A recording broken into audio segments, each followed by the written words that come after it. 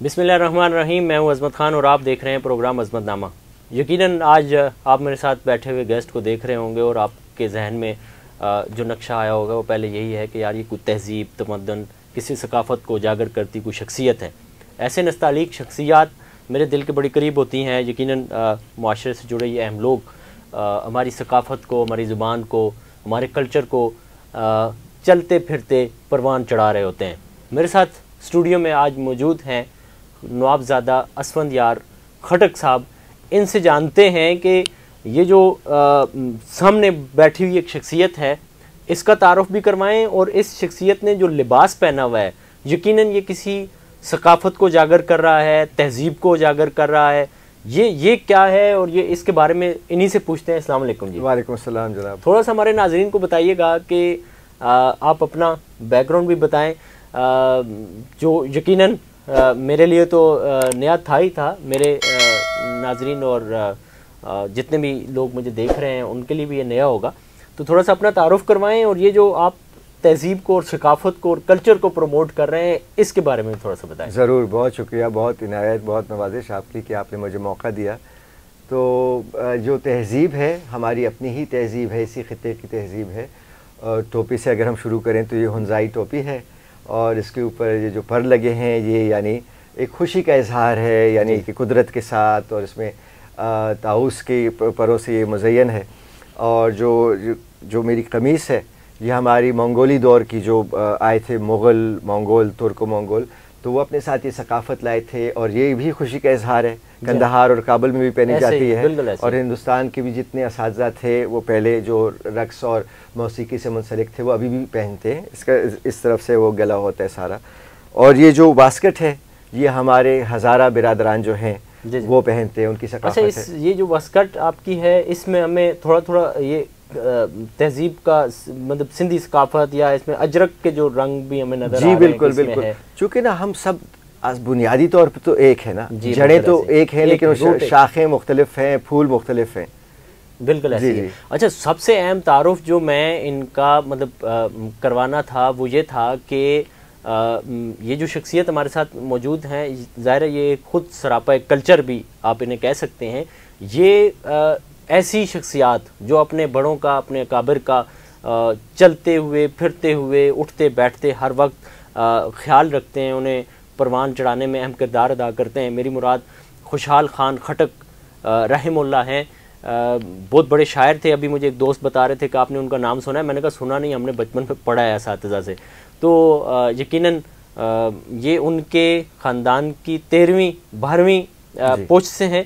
इनसे ये पूछते हैं चल कर के कि आप ये बताएं कि हमने अक्सर देखा है कि जो लोग हीरो थे, ज़ाहिर है ये भी पश्तून कौम के और हमारे हीरोज़ में हैं, कौमी हीरो हैं, हमारे शायर भी हैं। तो उनके सिलसिले को जो उन्होंने महफूज रखा और उसको परवान चढ़ा रहे हैं। क्या इनकी जो 11 बीच में पुश्तें और गुजरी हैं वहाँ भी ऐसा तसलसल रहा है या 12वीं पे आके ये जो हम अभी इनको देख रहे हैं ये इन्होंने कैसे इंस्पिरेशन हासिल की और किस तरह से इसको परवान चढ़ा रहे हैं? जी इस पर थोड़ा सा हमें बताइए। ज़रूर। असल में खुशहाल खान खटक खुद शायर, बहुत बड़े शायर, अफ़गानिस्तान के कौमी शायर और पश्तूनों के भी कौमी शायर। तो शायर जो होता है वो अल्फाज का रक़्स करता है, ऐसे ही है, यानी अल्फाज के ज़रिए वो रक़्स करता है, कोई शक नहीं। तो ये है कि खुशहाल खान खटक के बड़े बेटे अशरफ खान वो भी शायर, फिर उनके बेटे अफजल खान वो भी शायर, लेकिन साथ साथ दीगर बेटे भी बहुत मशहूर शुरा गुजरे हैं। तो ये शायरी का सिलसिला हमारे ख़ानदान में चलता आ रहा था। और हमारे जो आबा अजदाद हैं, टेरी के जो नवाबीन हैं, जो कि एक नवाबी रियासत थी खटक कौम की सन 1955 तक, और वो शुरू हुई 1586 में अकबर बादशाह के ज़माने से, जो कि मुगलिया बादशाह थे हमारे हिंदुस्तान के। तो टेरी एक रियासत थी जो कि कोहाट और कलक जो हाजिर अजला हैं हमारे, इन पे मुश्तमिल थी। तो वहाँ पे हमारे एक बुज़ुर्ग थे नवाबज़ादा सूबा सादिक खान, और वो रेडियो पाकिस्तान पेशावर और पाकिस्तान टेलीविज़न पेशावर वहाँ पे वो अपनी शायरी पेश करते थे और अपनी दस्तार, पगड़ी और लाठी के साथ, जिस तरह पुराना हमारा दौर था ना, कल्चर जो सिलसिला चला, तो शायरी का सिलसिला तो हमारे ख़ानदान में अभी तक चलता आ रहा है उसी तरह। तो मैंने जो है उसी शायरी को एक और अंदाज से मैंने पेश करने की कोशिश शुरू की और मैं आज़ा की शायरी करता हूँ। ज़बरदस्त ज़बरदस्त। अच्छा, ये थोड़ा सा इस बारे में बताइएगा कि एक खटक खटक डांस भी हम देखते हैं बड़ा कराची में, बल्कि बाज़ दफ़ा हम दोस्त आपस में जब बात कर रहे होते हैं तो हम कहते हैं जी कि जो खटक होगा वाकई में अगर वो ओरिजिनल खटक है तो वो जैसे ही कहीं डोल की या उसकी वो देखेगा तो वो थरथराहट शुरू हो जाएगी उसको। तो खटक ये खुद ज़ाहिर है आप हैं, और ये कथक इसका थोड़ा सा आप बताएं कि ये कैसे, क्योंकि आप कथक की तरफ भी आपका अच्छा खासा रुझान है, आपकी मेहनत है इस पे, तो थोड़ा सा इन दोनों का मिलाप बताएं कि कैसे संगम कैसे है और आपको ख्याल कैसे आया। ज़रूर ज़रूर। मैं जब ए लेवल कर रहा था बीकन हाउस से इस्लामाबाद से, तो उस वक्त द न्यूज़ अखबार अंग्रेज़ी का जो अखबार है उसमें आया कि क्लासिकी रक्स औरतों और बच्चों के लिए। तो मैंने उनको फ़ोन किया, चूँकि फ़ोन का ज़माना था, मैंने कहा ये क्यों आप ये तफरीक कर रहे हैं इतनी, यानी कि ये लड़कों के लिए क्यों नहीं है। हाँ। तो मैं वहाँ पे गया और मैंने वहाँ पे सीखना शुरू किया, और जो मेरी पहली उस्तानी थी वो थी हमारे जो फिल्म इंडस्ट्री के खुशनूद साहब हैं, जिन्होंने अदाकारा रीमा को सिखाया था कथक रक्स, उनकी बेटी साइमा खुशनूद जी से मैंने रक्स सीखना शुरू किया इस्लामाबाद में। और फिर जब मैं BBA कर रहा था कॉमर्स यूनिवर्सिटी इस्लामाबाद से, तो तब मैंने मादाम इंदु मिठा जी, माशाल्लाह बहुत बड़ा नाम, सदारती तमग़े उसने कारकर्दगी के नाम याफ्ता, और जनरल मिठा साहब की बेगम जो फादर ऑफ SSG हैं, special services group, commando group के, उनकी बेगम से मैंने सीखना शुरू किया। तो उनसे मैंने शुमाली हिंदी क्लासिकी रक्स कथक और जुनूबी हिंदी क्लासिकी रक्स भरतनाट्यम मैंने सीखा मादाम इंदु मिठा जी से। और इसके अलावा हमारी एक और बहुत बड़ी उस्तानी, बहुत बड़ा नाम, वो भी सदारती तमग़े उसने कारकर्दगी के इनाम याफ्ता मादाम निगर चौधरी जी से, उनसे भी मैंने इस्लामाबाद में कथक सीखा। तो जब ये कथक जो मैंने सीखा तो मैंने कहा कि चूँकि मैं अफ़गान हूँ, पठान हूँ, खटक हूँ, पश्तून हूँ, तो क्यों ना मैं इसमें अपना रंग ले आऊँ। तो फिर मैंने जो हमारा कबायली रवायती जो खटक रक्स है उसकी मैंने आमेज़िश बनाई कथक के साथ, और कथक की आमेज़िश मैं पेश करता हूँ, जिसमें तलवार भी होती है। तलवार का मकसद है कि जो भी नाइंसाफ़ी है उसके खिलाफ जिहाद करना, और जो रुमाल है वो तो है ही प्यार और मोहब्बत का पैगाम। और इसमें मैं एक साज़ इस्तेमाल करता हूँ जो कि हर कथक का रकास है वो इस्तेमाल करते हैं, जिसको हम घुंघरू कहते हैं। अब घुंघरू मैं क्यों इस्तेमाल करता हूँ, चूँकि वो कथक रक्स का अहम जुज़्व है, और उसका मकसद है कि आप ताल के साथ बराबर में जाएँ उसके ना। तो ये तलवार, रुमाल और घुंघरू के साथ जो कथक की आमेज़िश में पेश करता हूँ, उसका मकसद ये है कि देखिए अगर खटक कथक एक हो सकते हैं तो मैं और आप एक क्यों नहीं हो सकते। सुभान अल्लाह, ज़बरदस्त। यानी प्यार और मोहब्बत का पैगाम। एक ख्याल आ रहा है कि आपने ज़ाहिर असली तालीम आपकी जो मैं देख रहा हूँ कि आपने बीकन हाउस में पढ़ा और आप आगे आके MBA की, मतलब बिल्कुल ही कुछ जोड़ नहीं बनता ना। आप जो भी काम कर रहे हैं, जो सकाफत को परवान चढ़ा रहे हैं और मिलाने की बातें कर रहे हैं, अमन की बातें कर रहे हैं, तो ये और जो आपकी स्टडी है, जो तालीम है, वो बिल्कुल डिफरेंट साइड है। तो ये कैसे आया, ये मतलब वो जो तालीम आपकी है वो बिल्कुल अलग साइड की है, काउंटिंग की है, मालो दौलत के हिसाब किताब की है। तो यहाँ तो मालो दौलत नहीं है, यहाँ तो आप सकाफत को परवान चढ़ा रहे हैं, खिदमत कर रहे हैं जी। तो ये कैसे? जी बिल्कुल ऐसे था कि मुझे कथक सीखते हुए 23 साल हो गए, और मैं समझता हूँ कि इंसान कभी भी उस तरह से पूरा रक्स नहीं सीख पाता, चूँकि इल्म है, और इल्म बहुत बड़ा एक समंदर है, जिससे अगर मुझे एक बूंद भी हासिल हो जाए तो वो मेरे लिए बहुत बड़ी बात है। तो ये था कि जब मैंने MBA किया, बल्कि MBA करने से पहले ही A लेवल के दिनों में ही मैंने कुछ रज़ाकाराना तौर पे मुख्तलिफ़ गैर सरकारी तंजीमों के साथ काम किया, इंसानी हुकूक़ पे, औरतों के हुकूक़ पे, बच्चों के हुकूक़ पे, और ख़ास तौर पे MBA करने के बाद मैंने बैनुल-अक़वामी गैर सरकारी तंजीमों के साथ भी काम किया। तो मेरा तकरीबन कोई 16-17 साल का तजर्बा है गैर सरकारी तंजीमों के साथ। लेकिन जब मैं काम करता था तो हमेशा मेरा जो यानी मेरी ख्वाहिश होती थी कि मैं रक्स के ज़रिए मैं इस काम को आगे बढ़ाऊं। तो कोरोना के दिनों में मैंने अपनी एक गैर सरकारी तंजीम बनाई जिसका नाम है टेरी नवाब दरबार। ये मैं अपने दादा जो टेरी के नवाब थे उनके नाम पे मैंने रखी, चूँकि जो हमारे टेरी के जो दरबार था, जो कि पश्तून कौम का पहला दरबार था, तो वो ऐसी उताक थी, ऐसा दरबार या ऐसा हुजरा था कि जहाँ पे फ़नून लतीफ़ा की चीज़ें परवान चढ़ती थी, और हमारे जो नवाबीन और ख़वानीन हैं वो उनकी सरपरस्ती करते थे। चूँकि ना जहाँ पे भी एक मरकज़ी जगह होती है वहाँ पे फिर अमन व अमान होता है, और वहाँ पे फिर फ़नून लतीफ़ा की चीज़ों को फ़रोग़ दिया जाता है। जिस तरह लखनऊ के नवाबीन थे, जैसे नवाब वाजिद अली ख़ान साहब, वो ख़ुद कथक की सरपरस्ती करते थे। इसी तरह जो हमारे टेरी के नवाब हैं वो खटक रक्स की सरपरस्ती करते थे। तो हमारी दरबार जो है उनमें दिन को खटक रक्स तलवारों के साथ होता था और रात को मशाल के साथ, आग के साथ किया। ज़बरदस्त। मुझे जब इनसे गुफ्तगू मैं कर रहा हूँ तो मुझे ये ख्याल आ रहा है कि पूरी दुनिया में आप देखते हैं कि हमारे पड़ोस में जो एक जंग व जदल रहा, यकीनन वो पश्तून कौम क्या रहा, तो हमने जो देखा कि बड़ी निडर, बड़ी मजबूत हिसाब के लोग आपकी कौम में हैं और हमेशा से नाइंसाफ़ी के ख़िलाफ़, जुल्म के ख़िलाफ़ लड़ते मरते हमने देखा है। तो आप एक डिफरेंट काम कर रहे हैं जो यकीनन आपकी जो असल रूह है पश्तून कौम की, उसको उठा रहे हैं, उसको परवान चढ़ा रहे हैं, उसको जिस तरह से आपकी 13वीं पुश्त से पीछे चले जाएं तो खुशहाल खान खटक रहमुल्लाह ने जो एक शायरी के ज़रिए से अपनी पख्तून कौम को दिया, तो आप उसको जदीद दौर में से हम आहंग कर रहे हैं अपने अंदाज में। तो कोई मुश्किलात कभी नहीं आई कि अपने लोगों की वजह से कि यार ये क्या कर रहे हैं आप? मुश्किलात तो यकीनन बहुत होती हैं, और जब आप अफ़गान हैं, पठान हैं, पश्तून हैं, उसमें भी, और फिर खटक कबीले से, और फिर नवाबों के घराने से, ख़वानीन के घराने से, तो यही एतराज़ होता है कि आप खानज़ादे हैं, नवाबज़ादे हैं, आप क्यों कर रहे हैं। लेकिन उनका मेरे लिए यही जवाब होता है कि हमारे बड़ों ने हमेशा फ़नून लतीफ़ा को फ़रोग़ दिया है, तो हमारे भी उन्हीं की जो हम नस्ल हैं, तो हमारा भी फ़र्ज़ बनता है कि उनकी जो लेगेसी है उसको हम आगे लेकर चलें। और तो ये मैं टेरी नवाब दरबार जो गैर सरकारी तंजीम है मेरी, उसमें मैं इंसानी हुकूक़ पे कथक के ज़रिए ही काम करता हूँ। और चूँकि खुशहाल खान खटक का भी एक ख़ास मकसद था कि उन्होंने मुग़ल जो हुक्मरान थे, जो बादशाह थे, उनके जुल्म के ख़िलाफ़ आवाज़ उठाई। देखिए, बात लड़ना नहीं है, बात यह है कि जुल्म का मुकाबला करना है, तो वो तो जिदोजहद है, वो तो जिहाद है। तो खुशहाल खान खटक का एक बहुत अच्छा शेर है जो कि मुझे बहुत ज़्यादा पसंद है, वैसे तो सारे शेर ही उनके अच्छे हैं। वो पश्तो में है, शेख द मुंज रोजा कड़ा ज़बुडा के प्याले आखला, शेख द मुंज रोजा कड़ा ज़बुडा के प्याले आखला, हर सड़े पैदादा खपल खपल कार लरकना।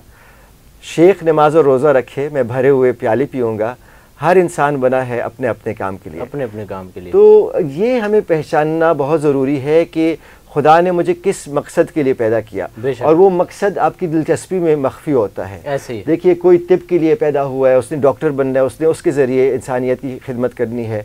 कोई जो है ना, वो किसी ने फ़ौजी बनना है, वो जो है ना फ़ौज के ज़रिए पाकिस्तान की खिदमत करेगा। कोई जो है वो मौसीकार बना है, वो मौसीकी के ज़रिए लोगों की दिल जीतेगा। बिल्कुल ऐसे ही। और आपने इस तरह जिक्र किया कि मैं मालो दौलत की दुनिया को छोड़ के रक्स की तरफ आया हूँ, तो यहाँ पे जो मालो दौलत है वो पैसे में तो यकीनन उतनी नहीं है, लोगों के लेकिन लोगों के दिलों को हम जीतते हैं। नहीं है कि आप लोगों के दिलों में घर करते हैं और आपको एक सुकून मिलता है जब आप लोगों के चेहरों पे मुस्कुराहटें लाते हैं।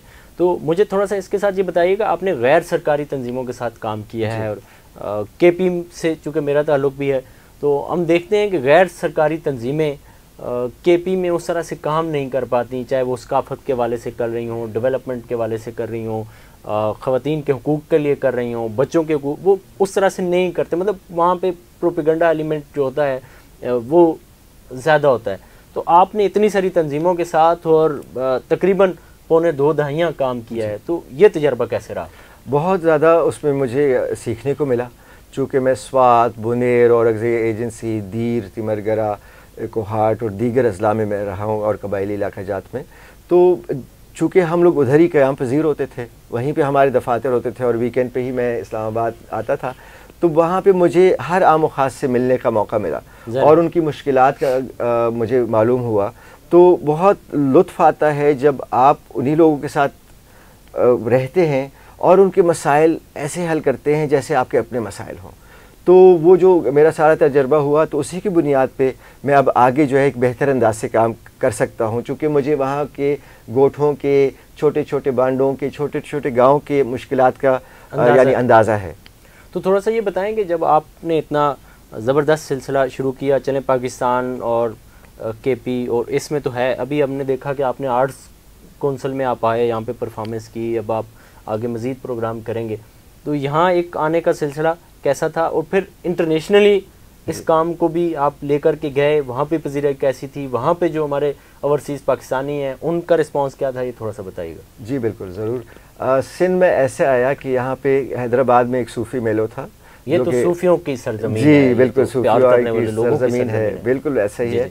और जो एक बहुत बड़े सूफ़ी बुज़ुर्ग हमारे गुज़रे हैं, मौलाना जलालुद्दीन रूमी साहब, जो कि असल में मौलाना जलालुद्दीन बल्खी हैं, जो कि हमारे हाजिर वक्त अफ़गानिस्तान में पैदा हुए, बाद में वो यानी उधर गए बतरफ़ रूम। तो उनका जो रूमी रक्स है, रूमी टोपी के साथ और रूमी लिबास के साथ, वो मैंने वहाँ पे पेश किया। अच्छा। और हैदराबाद में सूफ़ी मेला था, ये सिंध जो सकाफ़ती महकमा है उसकी ज़ेर एहतमाम, तो वो वहाँ पे बहुत लुत्फ़ आया मुझे।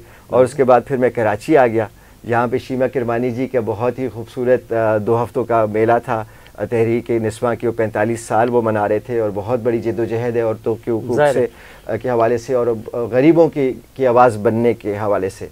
तो ज़ाहिर है चूँकि मैं इंसानी हुकूक पे काम करता हूँ, तो हम ख्याल भी हैं और हम शोबा भी हैं, तो उनको मुझे बहुत लुत्फ़ आया। मेरी खुशनसीबी है कि मैं उनकी उस तकरीब में मैं भी शामिल था। और फिर उसके बाद यूथ फेस्टिवल था यहाँ पे हमारे आर्ट्स काउंसिल में, हमारे जो बहुत मोहतरम हैं सदर हैं अहमद शाह साहब, उनकी सरपरस्ती में, तो वहाँ पे भी जो है ना मुझे मौका मिला कि मैं अपना रक्स पेश कर सकूं। और अभी यहाँ पे PTV पाकिस्तान टेलीविज़न के साथ और दीगर जगहों के साथ मुख्तलिफ़ शुअरा के कलाम पे मैं जो है ना रक्स पेश करूँगा, तो बहुत मज़ा आ रहा है। ये तो एक यानी एक सल्तनत है पूरी, अगर हम सिंध को देखें और बिलखुसूस कराची को देखें तो बहुत लुत्फ़ आता है मुझे, चूँकि यहाँ पे सिंधी ज़बान है, यहाँ पे बहुत ही शाइस्ता उर्दू ज़बान में लोग गुफ्तगू करते हैं, तो यहाँ पे आपको पश्तून भी मिल जाते हैं और पूरा ये तो एक यानी छोटा सा पाकिस्तान है। ऐसे ही जी। तो बैरून ममालिक का भी रहा, या वहाँ से लोगों की मोहब्बत किस तरह से आपको मिलती है? जी, मैं इस हवाले से मौला का मेरे ऊपर बहुत करम है कि मुझे हर तरफ से मोहब्बत मिली है। मलेशिया में मैंने 2 दफ़ा पाकिस्तान की यानी नुमाइंदगी की है, वहाँ पे मैंने इस रक्स को पेश किया है। और अफ़गानिस्तान में मुझे उन्होंने यानी बाकायदा सरकारी मेहमान के तौर पे मुझे मदऊ किया। वहाँ पे उनके काबुल में TV चैनल्स के साथ मैंने इस रक्स को पेश किया। ये किस दौर की बात है? ये 2018 की बात है। अच्छा, 18 की बात। और तब मैं मज़ार शरीफ भी गया मौलाना रूमी के जाए पैदाइश पे, चूँकि उनके साथ मेरा एक रूहानी वो सिलसिला है। और वहाँ पे हमारे अली मौला अलैहिस्सलाम की गामगाह भी है मज़ार शरीफ में, तो बहुत लुत्फ़ आता है। देखिए रक्स ही मुझे यहाँ आपके सामने ला के उसने बिठा दिया, ये रक्स ही है जो मुझे मज़ार शरीफ ले गया, काबुल ले गया या मलेशिया ले गया। इसके अलावा कोरोना के दिनों में जब मैं अपने घर पे लोगों को तालीम नहीं दे सकता होता था रक्स की, तो फिर मुझे घर वालों ने असल में धमकियाँ दी कि अगर खुदा न खास्ता आपके जो तालिब इल्म है, शागिर्द हैं, जो रकास आ रहे हैं, अगर उनकी वजह से हमें कोरोना हो गया, चूँकि वो मुख्तलिफ़ इलाक़ों से आते थे और पाबंदी थी, ज़ाहिर है मिल नहीं सकते थे कोरोना की वबा के दौरान, तो उन्होंने कहा कि मेहरबानी फरमा के इसको अगर आप इस सिलसिले को मुनक़ते कर दें, रोक दें। तो मैंने कहा कि देखिए हर मुश्किल में मौका होता है। तो उस मुश्किल में ये मौका था कि हमारे पास इंटरनेट था और इंटरनेट के ज़रिए मैंने फिर उसको सिखाना शुरू किया। अमेरिका में एक तंजीम है पोमीग्रेनेट गार्डन डांस के नाम से, जिसमें गैर मुल्की जो हैं यूरोपीय और अमेरिकाई, उन्होंने फ़ारसी रक्स सीखे और तुर्की रक्स सीखे, अंग्रेज़ों ने तुर्किस्तानी रक्स। जी जी, तो वो अगर सिखा सकते हैं और पढ़ा सकते हैं, तो उन्होंने फिर मुझे भी दावत दी कि आप चूँकि अफ़गान रक्स से भी वाकिफ़ हैं और हिंदी क्लासिकी रक्स कथक से भी वाकिफ़ हैं, तो आप हमें जो है ना क्लासेस दीजिए। तो मैंने कहा क्या ही मज़ेदार बात होगी। तो फिर वो मैंने पोमीग्रेनेट गार्डन डांस के मंच से, उनके प्लेटफॉर्म से मैंने रक्स सिखाना शुरू किया, जिसमें हमारा पश्तून अफ़गान अतरण भी था और कथक भी था। तो वो सिलसिला अभी भी जारी है, ऑनलाइन भी मैं सिखाता हूँ। और उसमें मुझे जो आपका कथक कलामी, ये जो आपका मतलब एकेडमी है, कहाँ पे सिखाते हैं? जी, KP में या इस्लामाबाद में आपका दफ्तर है? जी, मैं तो हम लोग तो 86 से इस्लामाबाद में क़याम पज़ीर हैं, तो वहीं पे घर पे ही मेरी एकेडमी है। अच्छा। तेरी नवाब दरबार डांस स्कूल के नाम से। और वहाँ पे पिंडी इस्लामाबाद के लोग चूँकि उनकी रसाई है, तो वो वहाँ पे आते हैं, लड़के लड़कियाँ, वो वहाँ पे सीखते हैं। कितने टाइम का आपका ये कोर्स है, या कितने टाइम का मतलब है दुरानिया, या डेली आना है, वीकेंड पे है, कैसे है? असल में देखिए मुझे तो खुद 23 साल हो गए सीखते हुए, और मैं सीखने की तो ज़ाहिर है कोई उम्र नहीं है, उम्र नहीं है ना। और देखिए ना, जिस तरह हम लोग उर्दू सीखते हैं तो अलिफ बे हम बचपन से सीखते हैं, तो हम कैसे कह सकते हैं कि कथक को हम 1 महीने में या 2 महीनों में या 1 साल में सीख लेंगे। देखिए कथक या कोई भी रक्स या कोई भी इल्म जो है ना, उसको सीखने के लिए आपने उसके लिए वक्त निकालना है, और वक्त जब तक आप नहीं निकालेंगे, उसकी तमरीन नहीं करेंगे, उसकी मश्क नहीं करेंगे, तो उस्ताद चाहे आपको जितनी दफ़ा भी समझा दे या आपके सामने पेश कर दे, तो शागिर्द जब तक खुद उसके बारे में संजीदा नहीं होगा तो वो फिर उतनी जल्दी नहीं सीख पाएगा। और यहाँ पे तो ये है हमारे मुल्क में बदकिस्मती से कि रक्स को वो मुकाम हासिल नहीं है जो कि पुराने ज़माने में हासिल था। चूँकि रक्स आपको बैठने का अंदाज़ सिखाता है, आपको गुफ्तगू करने का अंदाज़ सिखाता है, आपको खड़े होने का अंदाज़ सिखाता है, यानी आपकी ज़िंदगी में शाइस्तगी लाता है। देखिए रक्स, सबसे पहले तो हम ये समझने की कोशिश करें कि रक्स क्या है। रक्स हरकत है, और पूरी कायनात हरकत में है, और कायनात का हर ज़रा, और उस ज़रे के अंदर जो एटम है वो भी हरकत में है, उसके अंदर जो न्यूक्लियस है वो भी हरकत में है, और इलेक्ट्रॉन तो है ही हरकत में, लेकिन साइंस ने अब तहकीक से साबित किया है कि उसके अंदर जो प्रोटॉन और न्यूट्रॉन है वो भी हरकत में है, और उससे आगे जब साइंस की तहकीक जाएगी तो फिर मज़ीद हरकतों का पता चलेगा। तो ये हरकत ही रक्स है। देखिए हम एक ख़ास अंदाज से बैठे हुए हैं, हम एक ख़ास अंदाज से हाथ हिला रहे हैं, तो यही रक्स है। अब उसको आप एक ख़ास लय पे ले आए। देखिए दिल की धड़कन एक ख़ास लय पे है, उसमें अगर थोड़ी सी कमी बेशी आ जाए तो लोगों को दिल का दौरा हो जाता है। ये ज़मीन खुदा न खास्ता अगर इसकी लय में थोड़ा सा फ़र्क आ जाए तो सारी कायनात की दरहम बरहम होने का ख़दशा है। तो ये देखिए ना कि रक्स में है सारा जहाँ। मौलाना रूमी साहब फरमाते हैं कि खुदा तक पहुँचने के बहुत से तरीक़े हैं, बहुत से रास्ते हैं, और मैंने रास्ता इख्तियार किया है मौसीकी का, रक्स का और मुस्कुराहट का, हंसी का। क्योंकि ना ये आपको खुदा से रूहानियत, तो उस पर तो हम यकीन रखते हैं ना कि ये देखिए अब जो क्लासिकी रक्स है उसमें पूरा लिबास है, बल्कि उस लिबास से तो आप 3 जोड़े आम बना सकते हैं, पूरे आस्तीन नीचे यानी घुटनों तक आपकी कमीज़, और वो इतना ज़्यादा यानी कोई उरियानी, कोई फहाशी, कोई बेहूदगी, कोई उसमें यानी कोई गैर मयारी शायरी भी नहीं होती। यानी ये एक आला तरीन जो मयार है लिबास का भी, शाइस्तगी का और अदब का, और एक ख़ास यानी आला मयार की शायरी। तो जब सब कुछ आला मयार का हो तो उसका जो फाइनल जो हतमी जो प्रोडक्ट है जो आपके सामने पेश किया जाएगा वो तो उससे भी आला होगा। इसके साथ मुझे ये बताएं कि ज़ाहिर है आप 12वीं पोस्ट से हैं, तो थोड़ा सा मुझे ये बताएं कि आप मुतमईन हैं कि जो हम देखते हैं सिंध में कि सिंधी ज़ुबान पर बहुत ज़्यादा काम हो रहा है, और यकीनन ये बड़ी खुशी की बात है।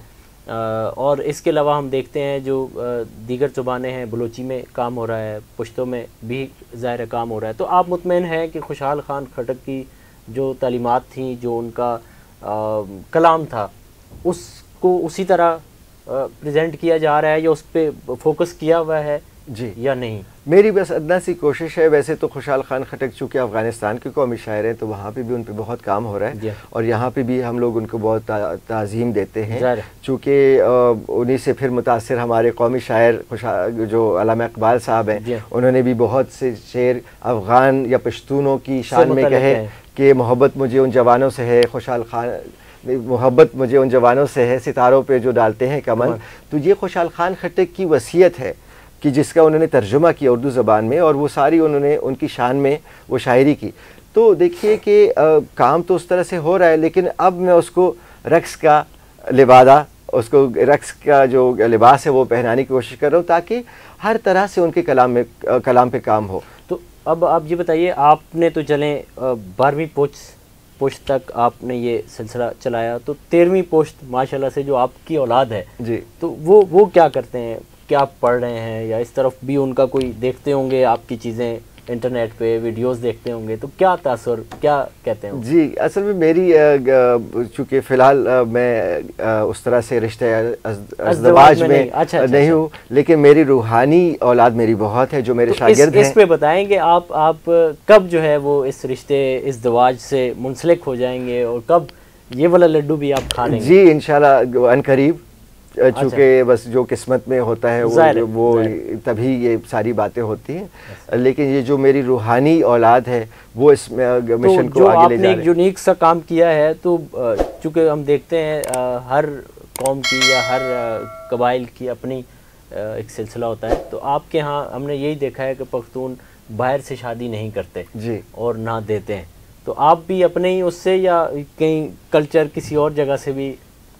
देखिए बात यह है ना कि पश्तून यकीनन अब तो बिल्कुल करते हैं, पहले भी होती थी शादियाँ, मुग़लों के साथ हुई हैं पश्तूनों की शादियाँ और इस तरह दीगर अक़वाम के साथ हुई हैं, तो उस तरह की तो कोई बात नहीं है, लेकिन बात सारी नसीब की है, किस्मत की है, जहाँ पे आप जोड़े आसमानों पे बनते हैं। बेशक ऐसी है। आपका बहुत शुक्रिया, आपने हमारे इल्म में भी इजाफ़ा किया और क़ारीन नाज़रीन आपके यकीनन आपने भी इनको सुना और देखा भी होगा इनको, ज़ाहिर है कल्चर को प्रमोट कर रहे हैं, सकाफ़त को प्रमोट कर रहे हैं, अपने आबा व अजदाद की विरासत को संभाले हुए हैं। ऐसे लोग यकीनन मुआशरे का एक अहम हिस्सा तो होते ही हैं और मुआशरे का असासा भी होते हैं। इसी के साथ अपने मेज़बान अज़मत ख़ान को दीजिए इजाज़त, अल्लाह ने के बाद।